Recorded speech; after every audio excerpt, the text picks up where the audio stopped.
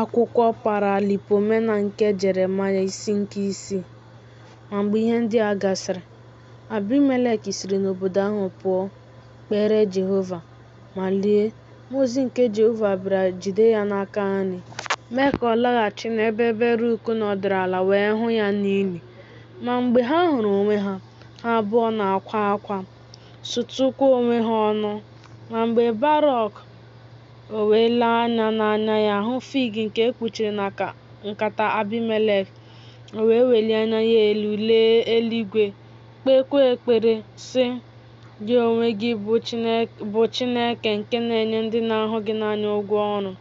Kwadebe onwe gị, obi m, ṅụrịa ọṅụ ma ṅụrịa ọṅụ mgbe ị nọ n'ụlọ ikwu gị na-agwa ụlọ nke anụ ahụ gị, ugbu gị agbanwewo ka ọ bụrụ ọṅụ, n'ihi na onye zuru oke na-abịa ma napụta gị n'ụlọ ikwu gị, n'ihi na ọ dịghị mmehie dị n'ime gị.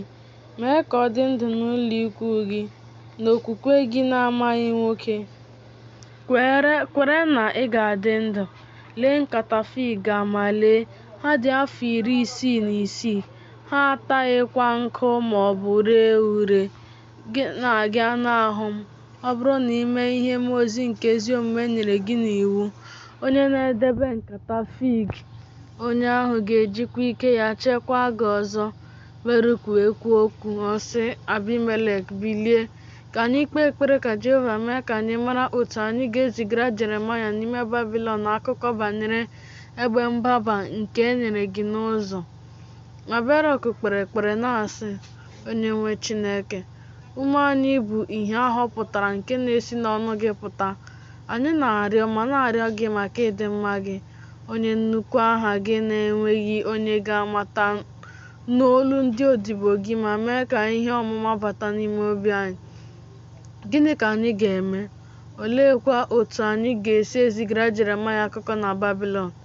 Ma mgbe Baruk nọ na-ekpe ekpere, lee, mmụọ ozi nke Onyenwe anyị bịara wee gwa Baruk okwu ndị a niile.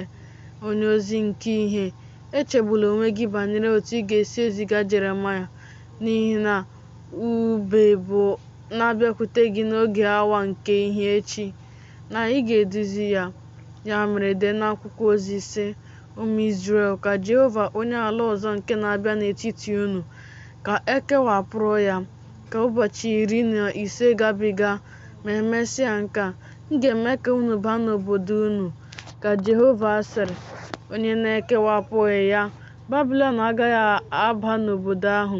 M ga-ejikwa mmehie ha leta ha na ichebe ha site n'ibu ndị Babilọn na-araghachighị, ka Jehova sịrị. Ma mgbe mmụọ ozi kwusịrị nke a, o wee si na Baruk pụọ.